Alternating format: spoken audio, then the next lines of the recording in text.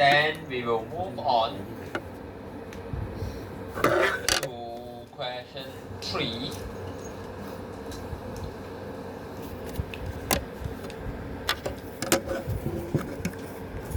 Okay, so question 3 this round for this particular paper has a lot of theory. So okay, so we look at question 3A first. So list down the 4 processes that a Carnot cycle consists of. So this one is the correct order. Actually, it doesn't really matter which one you want to start with, but it should go with the same flow lah. So this one I won't talk about this. You can just check the notes for this. So you need the 4 processes of a Carnot cycle. So describe how the efficiency of a reversible Carnot heat engine can be increased. So the second part of this, what do you think is the answer that I'm looking for?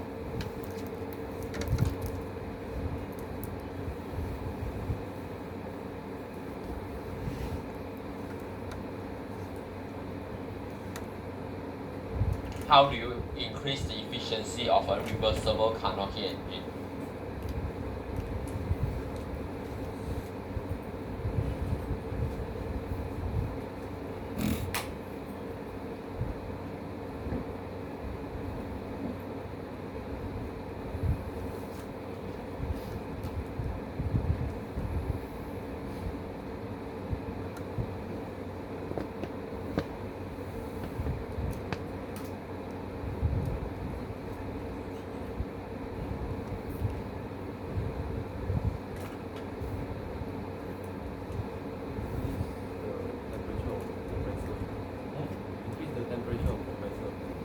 Compressor.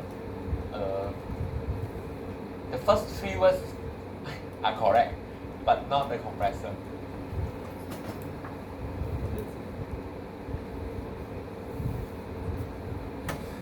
So always remember this, we are still in engineering, so a lot of things can be answered just through the equations or that kind of sort of thing. So we are focusing on the reversible Carnot heat engine, so meaning we are looking at Carnot heat engine here. So what is the equation to calculate the efficiency of a Carnot cycle?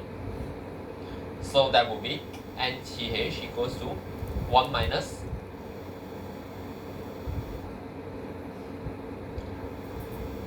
TL over TH.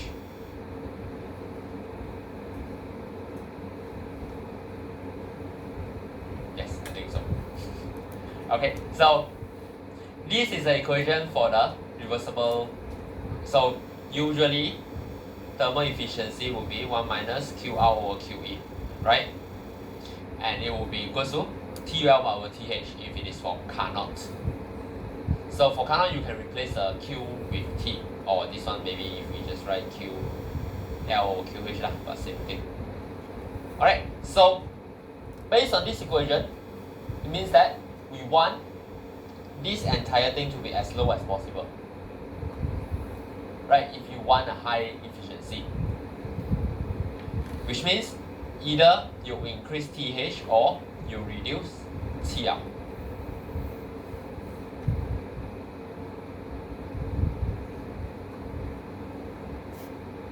So this will also come along with like the definition of Carnot cycle. So what is the definition of Carnot cycle? Carnot cycle is the cycle, the theoretical cycle or reversible cycle with the highest efficiency between 2 temperature limits. So that was the keyword. So meaning Carnot cycle value is always fixed if you never change the high temperature reservoir and the low temperature reservoir. And it also means that just like you can see in this equation, it is only determined by the high and low temperature reservoir and nothing else. So same thing for, let's say, if you are looking at reverse Carnot cycle, so the one for refrigeration cycle. So also same thing. The only thing that will determine the COP would be the TH and the TL. Then you use the equation again just to analyze in the same way to see which one should increase, which one should decrease.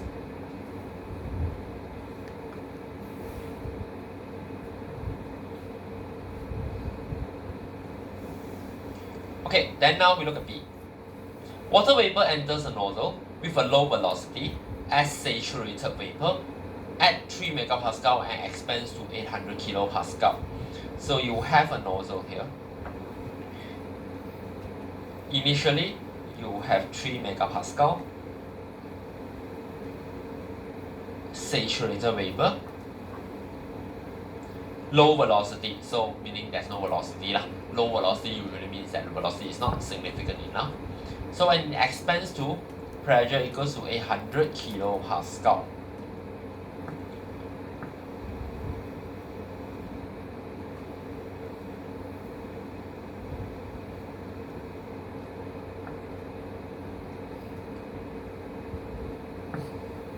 Okay, so calculate the maximum possible exit velocity of the water vapor and subsequently sketch the TS diagram.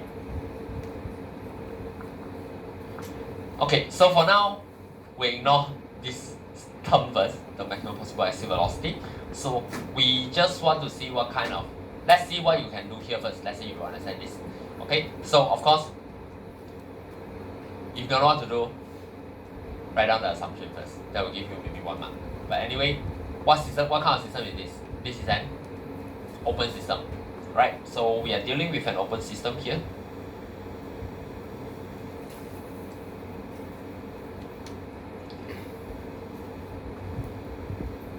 So for your assumption, then you need the standard one would be steady operating, steady flow or steady operating condition. You can just write steady flow lah. So then the second one, no change in PE. Do not write no change in KE, okay? Because this is a nozzle. Nozzle must have change in KE. Otherwise, it can't perform what it is supposed to do.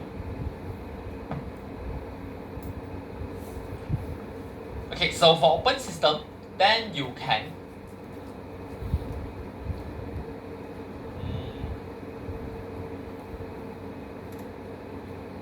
let's see, let me see whether it makes sense or not, what I want to say.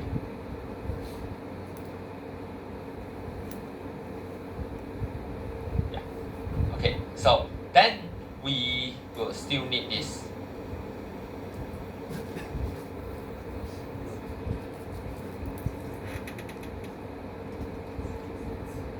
So as usual, so just write it down first. Doesn't matter if you know how to solve it.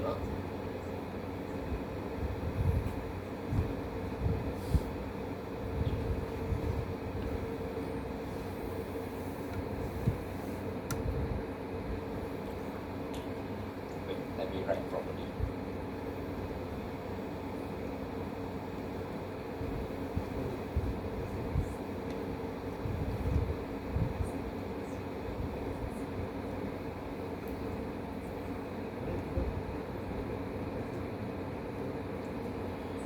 Okay, so we know that in the nozzle there shouldn't be any work interaction.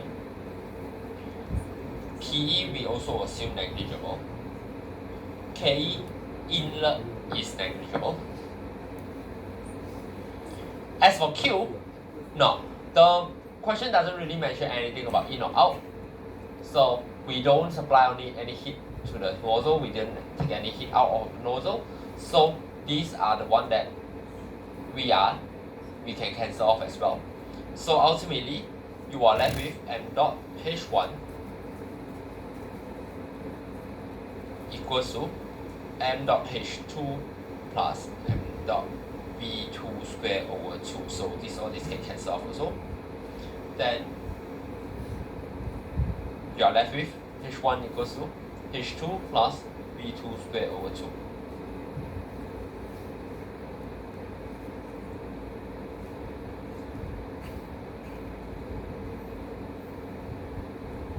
Alright, so now H1 we can find easily, right? We know P1 equals to 3 megapascal saturated vapor. So H1 is just Hg at 3 megapascal.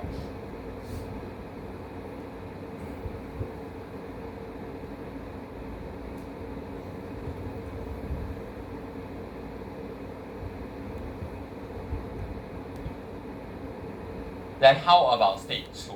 So state 2, we know that P2 is 800 kilopascal.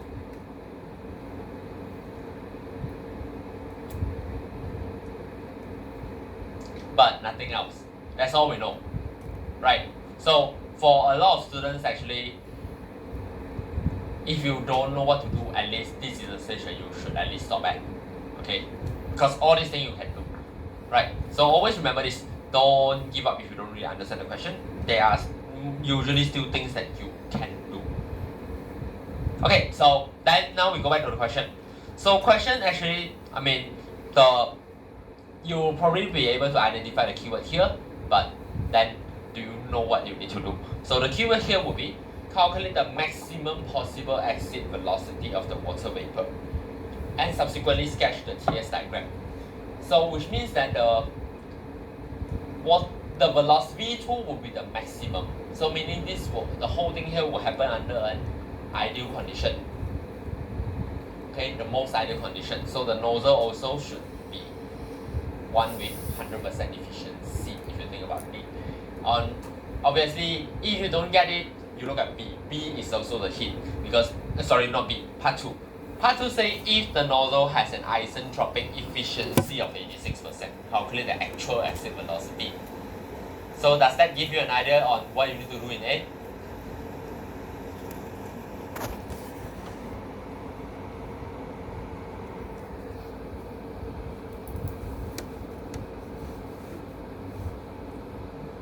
So what do you need to do in A? In 1?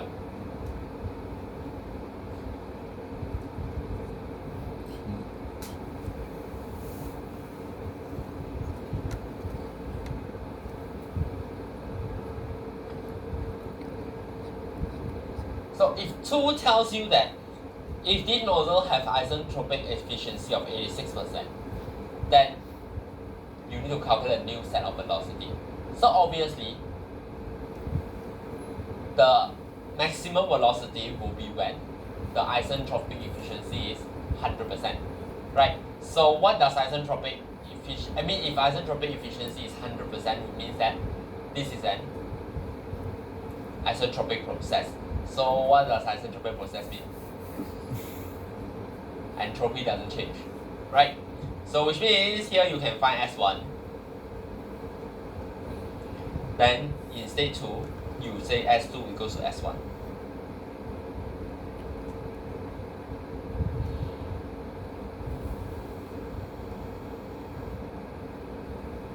Okay, so if you check this, you will notice that this is actually a saturated mixture.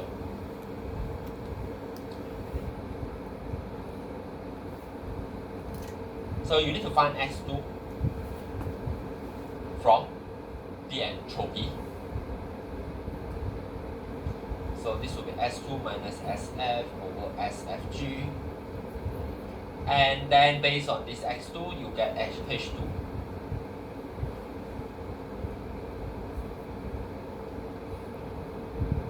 So once you get all these, then you have H1, you have H2, you can sub into this equation. V2 will just be about this value.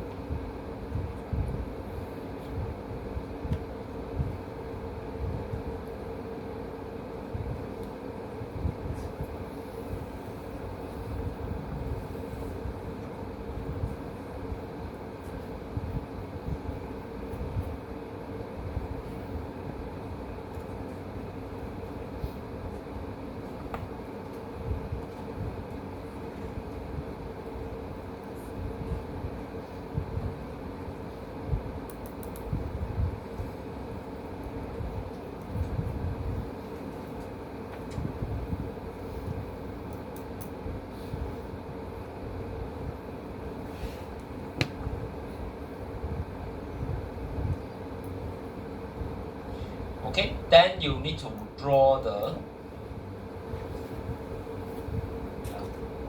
Can you let me finish talking? I will go back down again. You came in late also, right? Okay, so then next you can see that we need to sketch the TS diagram. So now we need to sketch the TS diagram.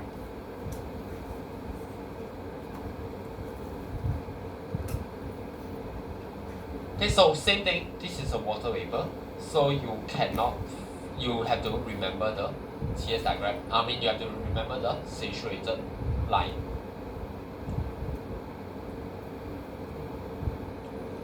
So here we have two pressures, so actually you can start by drawing the true pressure line also.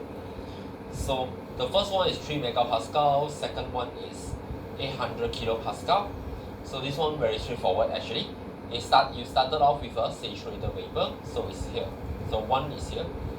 Then since this is an isentropic process, like we mentioned, at least we are assuming that maximum velocity, so isentropic process. So this will, okay, not so straight. So it should go all the way straight down. And then 2 is here.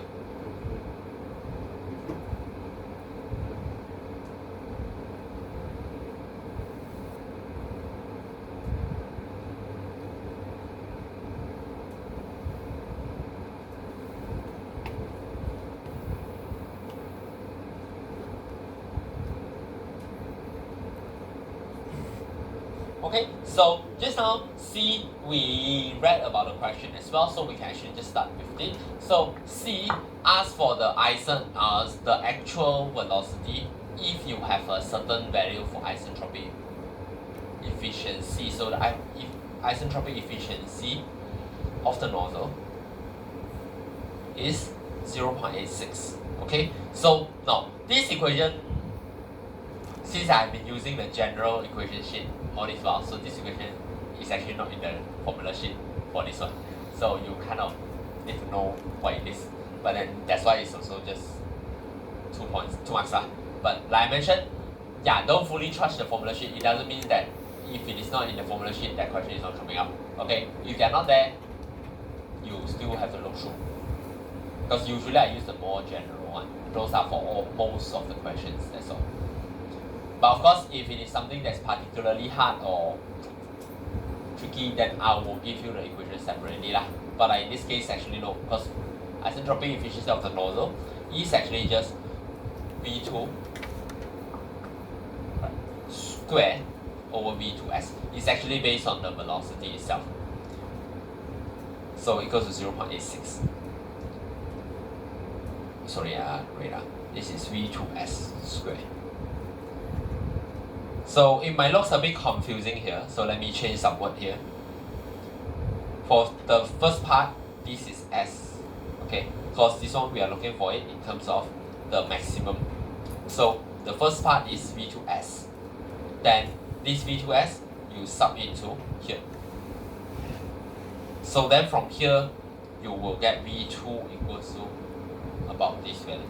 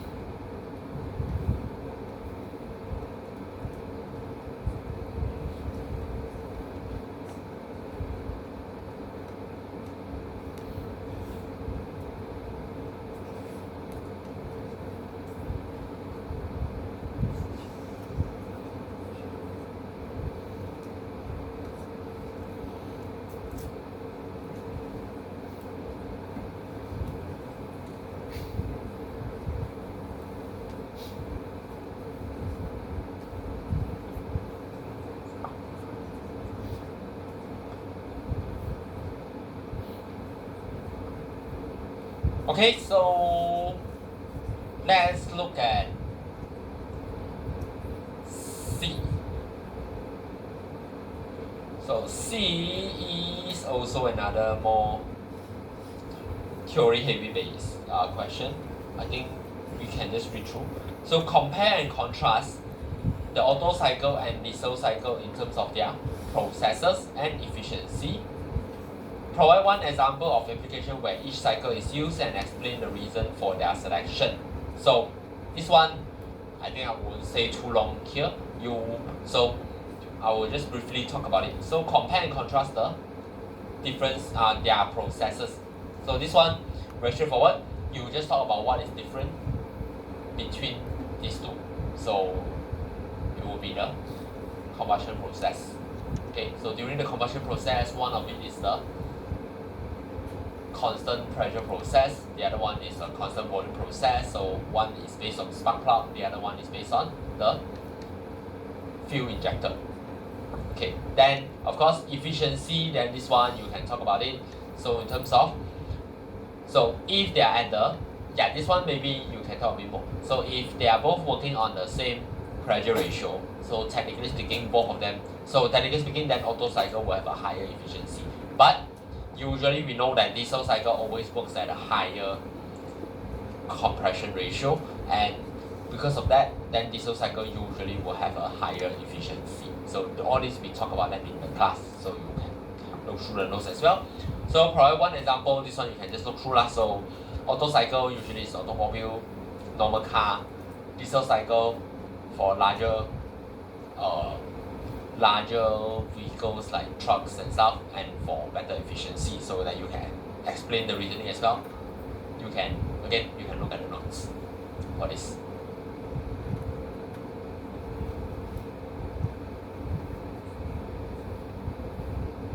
Okay, so then we look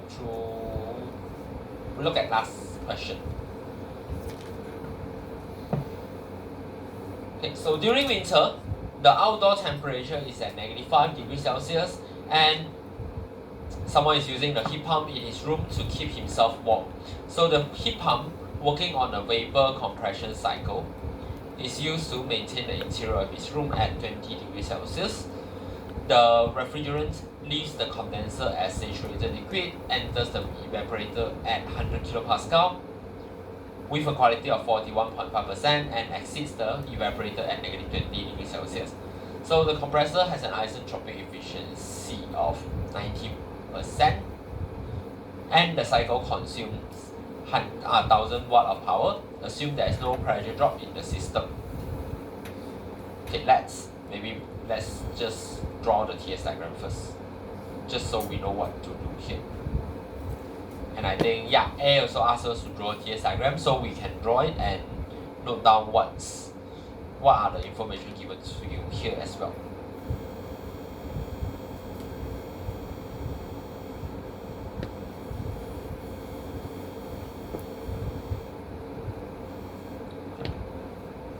Let's see. So let's draw a TS diagram first. Okay, we note down the information. So we have the outdoor temperature at -5 degrees Celsius. Interior is 20 degrees Celsius. By now, you should be able to identify that these two are actually TL and TH.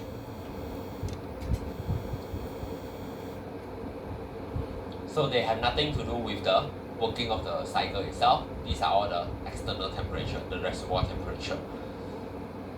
So it leaves the condenser as saturated liquid, and so at stage 3, this is still a saturated liquid, enters the evaporator at 100 kilopascal with a quality of 41.5% and exceeds the evaporator at -20 degrees Celsius. So here, maybe stage 3 I don't write anything first because it's still saturated liquid.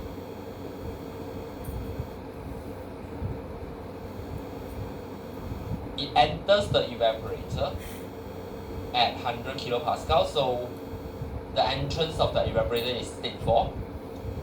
X4 is 41.5%, or just write 0.415.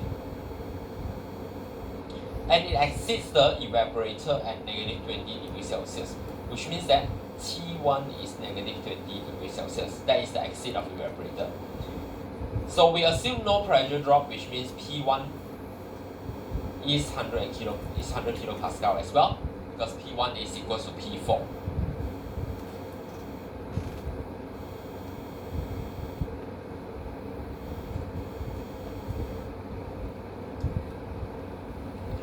So compressor has an isentropic efficiency of 90%, and the cycle consumes 1000 watt of power. So this one, we can just say that this is the work in.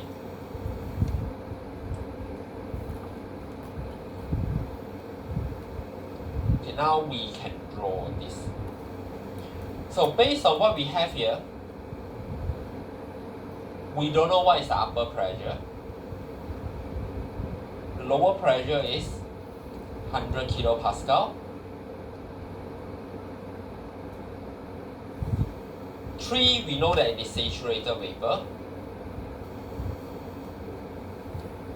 So 4 is somewhere there. And then 1. Now, the common mistake that most students make for this question, if I remember correctly, would be at state 1. Because a lot of students would just assume that state 1 is saturated vapor. Okay, because that's the common thing that we learn in class as well. But you also need to note that for this particular question, we actually gave you a temperature for state 1. And we have pressure for state 1, just like what you see here. I noted down the information. So based on this, like I mentioned, if one state I give you both pressure and temperature, it's very unlikely that it is still in a saturated state, because saturated state, these two things are dependent, right? So this one, if you actually check the table as well, you will see that this is actually a superheated state. I think so. Let me see. Yeah, this should be a superheated state as well. So here, when you draw this, it should start from somewhere, basically not on the, you shouldn't start on the saturated line. And since you know that the compressor has an isentropic efficiency of 90%, which means that it should go somewhere here.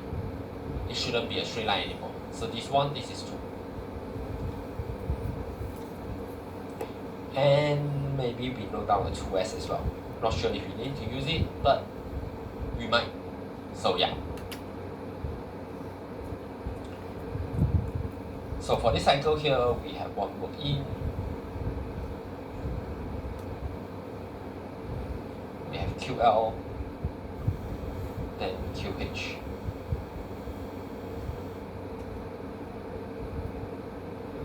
So negative 5 degrees Celsius here, 20 degrees Celsius.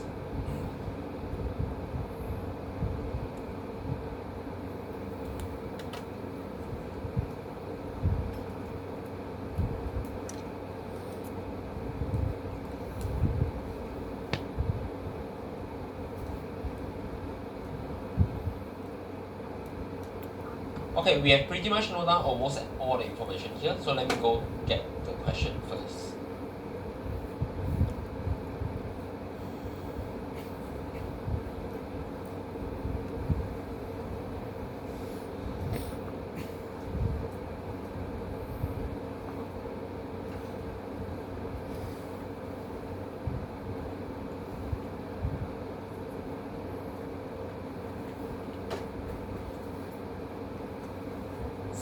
So B and C here, you can see they are just pretty much standard question. So B asks you to determine the specific enthalpy at every state, and then determine the mass flow rate of the refrigerant. Then C, determine the heating load and COP of the heat pump. Then D is the theory question. D, we'll look at it later. So for now, we need to find all the enthalpy first, and also mass flow rate, then COP. What else? What's one more thing? Heating load meaning QH. Okay, so based on everything you have here, which one do you think is the logical state that you should start with? Or logical, what's the logical step here? Where should you start with? State 4. Okay, so technically speaking, state 1 and 2 also both you can do them to a certain degree. I mean, you can also find the specific heat lah. But then let's start with state 4 here.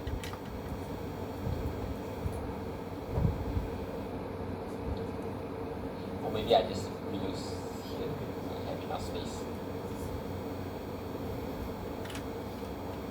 Okay, so from here, let me do this now. Okay, so we have all the space here.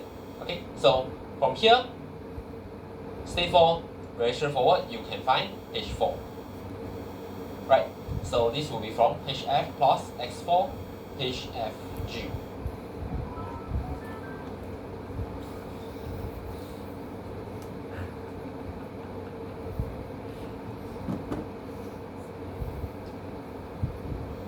So state 1, we also can find H1 from the superheater table.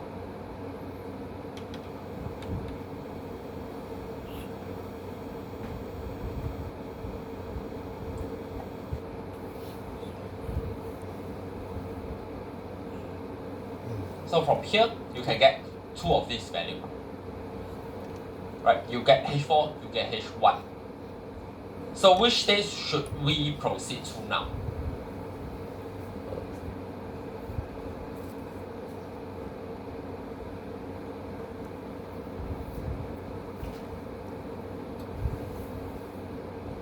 State 4 is there. Yeah, so don't forget, state 4 and state 3, they are just interlinked. So this one always the same thing. Okay, H3 is H4.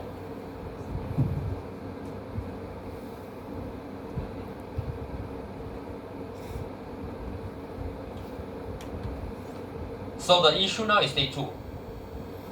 We don't know anything about state 2.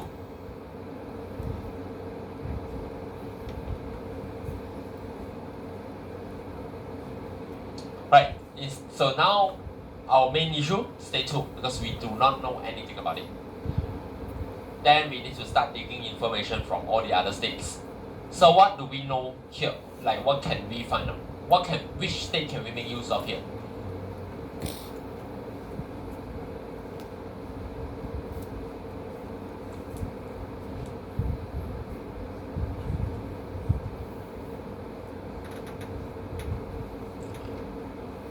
Isentropic efficiency won't be useful for you at the moment. It will be useful like slightly later. But yeah, that's also one of the things that you need to know. So from which state can we get some form of information here?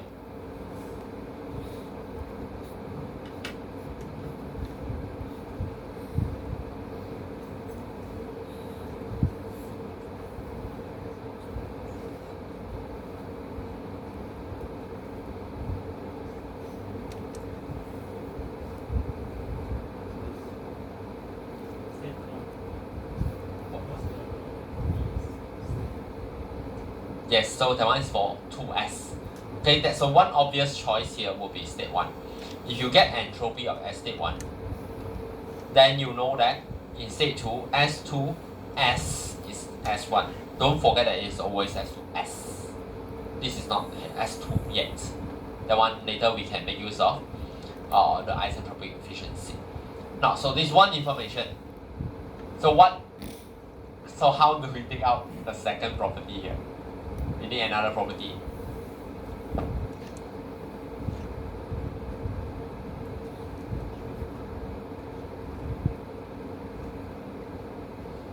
So another thing that we know about this state is this, right? So which means we can go back to state 3. State 3, we found out H3 equals to H4, but one more thing that I never write out from the question is that state 3 is actually saturated liquid state. So which means from here, you actually have two properties. You can find P3. So with this P3 value should be approximately 1000 kilopascal. I purposely chose the quality such that the H3 and H4 it will give you 1000 kilopascal here lah. Okay, so which means then from here you get true information for state 2. And then for state 2, then through interpolation you can find H2S.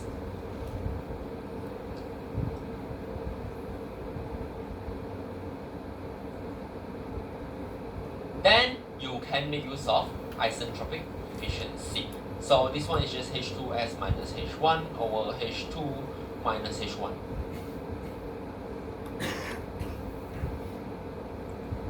And this will give you H2.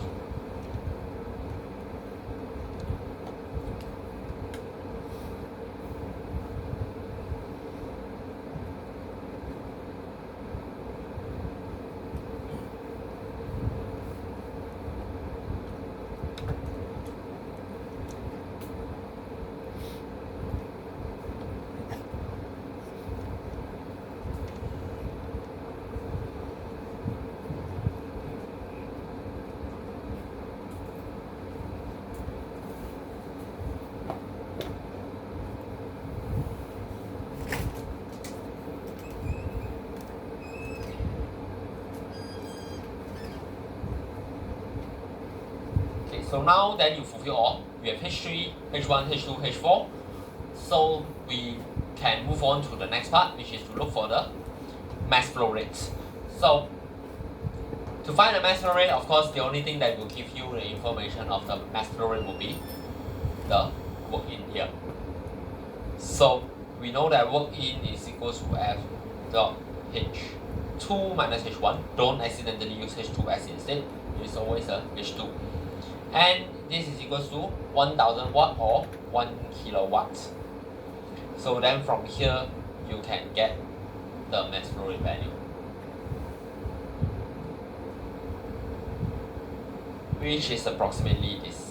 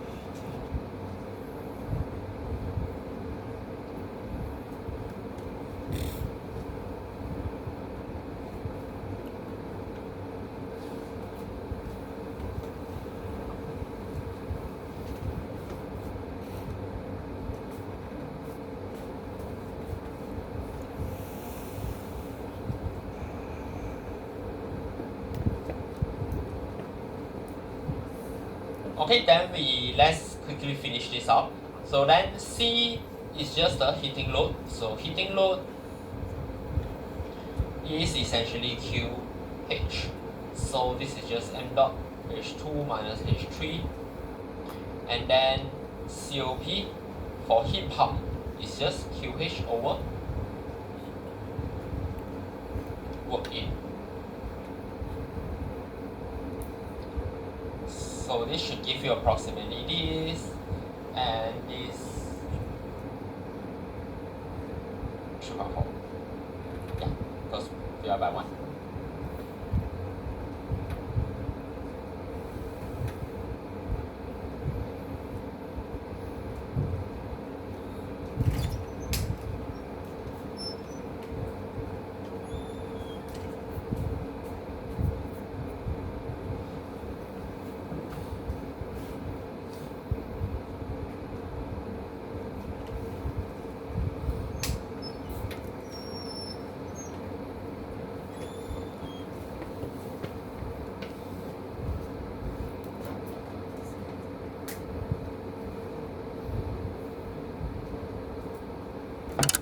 Alright, then we move on to D. So D is a very straightforward question at first as well. So compare the COP from C, which is what you have just calculated, with that of the reverse Carnot cycle. So you obviously, if you want to compare, you calculate it first. Okay, so you calculate the reverse Carnot cycle COP first. So for a heat pump, then this will be 1 over 1 minus TL over TH. Okay, so once again, remember to convert the temperature to Kelvin. Don't use degrees Celsius for the calculation. So if you calculate this, you will get about this value.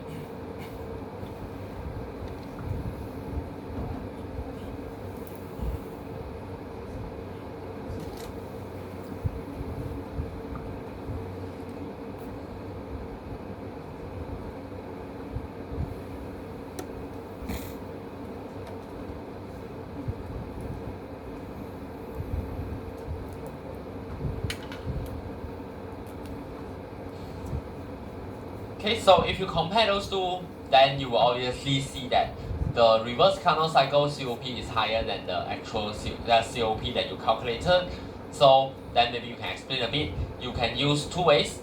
If you use the actual COP, you can say that the actual COP is lower because the performance is not as high due to irreversibilities. If you choose to use the reverse Carnot cycle side to explain, then you can just say that because reverse Carnot cycle will have the higher COP between two temperature limits. So no actual cycle will have a higher COP. That's why the COP is higher here. So that will be for comparison. So explain how the heat pump's performance is affected if Clive chooses to maintain the room at a higher temperature, more than 20 degrees Celsius. So this year's question maybe in some way is not as good because this is actually a repeat of question 3, if you think about it. Which means that if you don't understand question 3, you probably cannot do this also. What I mean is because question 3 I asked how do you change the efficiency of the Carnot cycle, right? And that is through change in T. So this actually use the same concept, right? So if he chose to maintain the room at a higher temperature, you can actually just use back this equation to explain. So if the room is at a higher temperature, which means TH is higher. If TH is higher, which means that this entire thing is lower, but I go one by one. So TL over TH will be lower, which means 1 minus this will be higher, and ultimately this is lower. So meaning, if he chose to maintain the room temperature at a higher temperature, then the COP of the heat pump will actually drop, resulting in a worse performance. Meaning, yeah, a lower COP, essentially.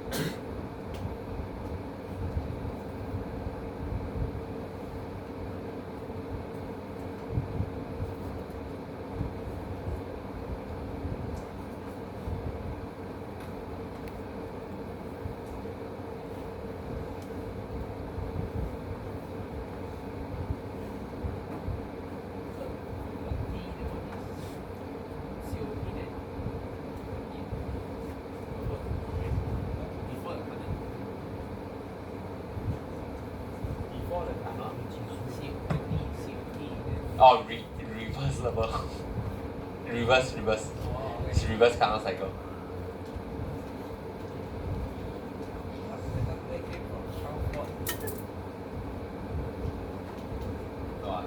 reverse.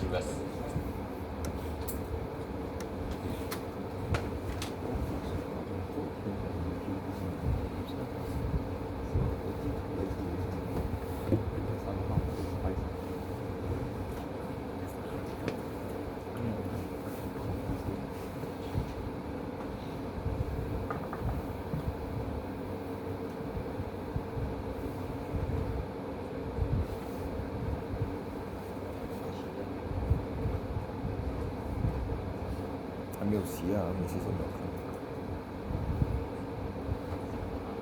错。然后就没什么印尼啊。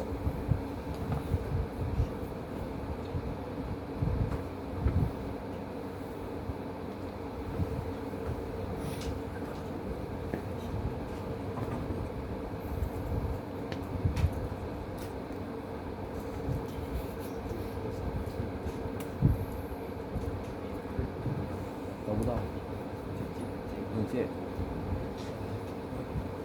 它关掉了，spam 破坏了。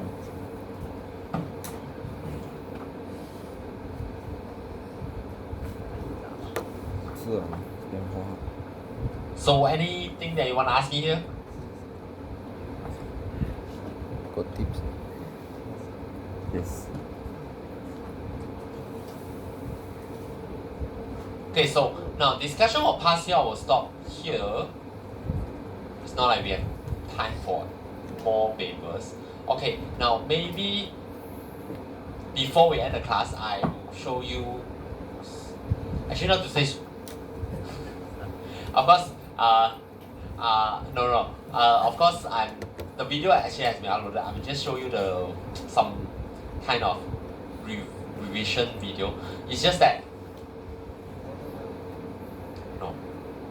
It's just a recap. No, actually, I always meant to show this video after after I finished teaching all the chapters. It's just that back then I forgot, so I jumped straight into past year. So it's just a revision for the first half of the lecture lah. But not video made by me. It's just some random YouTube video.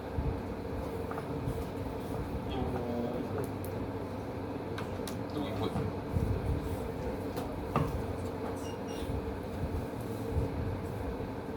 You can actually find them here also. The video references extra here.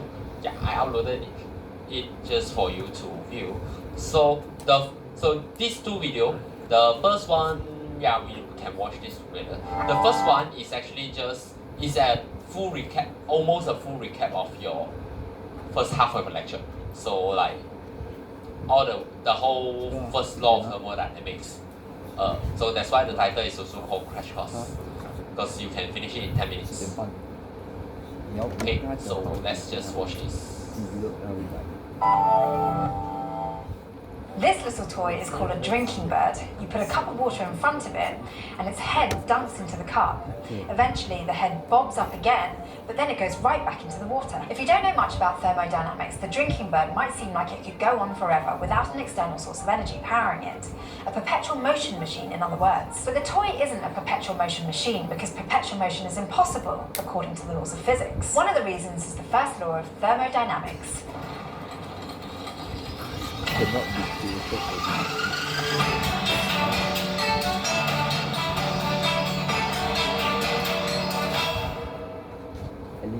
One of the main goals of thermodynamics is to describe the transfer of energy. We've already described two processes as a transfer of energy, work and heat, and they're both connected to each other. As a thermodynamic system does work, it loses heat. When work is done on a system, it gains heat. So heat is converted to work, and work is converted to heat. Together, the work and heat transferred into or out of the system represent the change in its internal energy, which, as you might recall, is the total kinetic energy and potential energy of all the molecules in the system. This idea that the change in internal energy is equal to the change in work plus heat is so fundamental that it's known as the first law of thermodynamics. So we can have an equation to use for analysing problems. We write the first law like this. The internal energy, U, U of closed system is equal to Q, the heat transferred to the system, minus W, the work done on or by the system. It's important to remember that when we talk about changes in internal energy, if heat is transferred into the system, Q is positive, and if heat is transferred out of the system, Q is negative. And if work is done on the system, W is negative, and if work is done by the system, W is positive. Some textbooks will change those signs around, so it's worth keeping track of what the positives and negatives mean. Now you'll notice that the first law of thermodynamics describes only those two factors, work and heat, as affecting a change in internal energy. That's because as long as the system is closed, meaning it's isolated from the rest of the universe, there just aren't any other factors involved. The amount of heat lost by the system is exactly equal to the amount of work done by the system, and vice versa. So really, the first law of thermodynamics is just another way to describe the conservation of processes where the pressure is held constant while heat is added or removed, or a little more interesting. Here, the volume of the container is allowed to change, usually because the gas can move a piston. As you add heat, the volume and temperature of the system increase, and as you remove heat, the volume and temperature decrease, which means that an isobaric process can do work. Here's why. In earlier episodes, we've said that work is equal to force times distance. In this case, the distance the piston moves. We've also said that pressure is equal to force divided by area, which means that force is equal to pressure times area. Here is the pressure of the gas times the area of the piston. So work is equal to the gas's pressure times the piston's area times the distance it moves. And one more step. The area of the piston times the distance it moves will be equal to the change in the volume of the container. So the work done during an isobaric process is equal to the pressure of the gas times the change in the volume. If heat is added, the volume goes up and the piston moves outward, so the system does work. If you push the piston inward, you're doing work on the system, so its volume goes down. The third type of thermodynamic processes are isothermal. That's where temperature is held constant, usually by connecting the system to a much bigger system, whose temperature would take a lot of heat to change, known as a heat reservoir. The heat or volume of a system is then changed very slowly, so that the other properties can adjust while the temperature essentially stays constant. An isothermal process is kind of like an isobaric process, in that if you add heat, the volume will expand, so the system will do work. But for isothermal processes, you can't use that simple W equals P delta V equation, because the pressure does change. Instead, you need to take the integral of the pressure with respect to volume. This way, you're still calculating work, but you're taking the changes in pressure into account too. Another difference between isobaric and isothermal processes is that since temperature is held constant in isothermal processes, the internal energy of the ideal gas can't change. And the first law of thermodynamics says that heat minus work is equal to the change in the internal energy of the system, in this case, 0. So the work done by the system will be equal to the amount of heat added, and vice versa. Finally, there are adiabatic processes where no heat is allowed to flow in or out of the system, but the gas can expand or be compressed. Again, the equation for the first law of thermodynamics helps us out here. Q is 0 because the heat of the system isn't changing, but the internal energy of the gas can change, so the system can do work or have work done on it. In fact, the change in the internal energy of the gas will be exactly equal to the negative of the work. But this is all just the first law of thermodynamics. There's also the second law, which says that heat will spontaneously flow from something hotter to something colder, but it won't flow from something colder to something hotter. And that's because of this thing called entropy. Entropy is often described as the inherent disorder of a system. The more disordered the system, the higher its entropy. So a gas, for example, with all its molecules randomly bouncing around, has a higher entropy than a solid with its molecules neatly arranged. And a more general way to state the second law of thermodynamics is that in real life, entropy can only increase overall. That doesn't mean that entropy can never decrease in certain situations, like gases do sometimes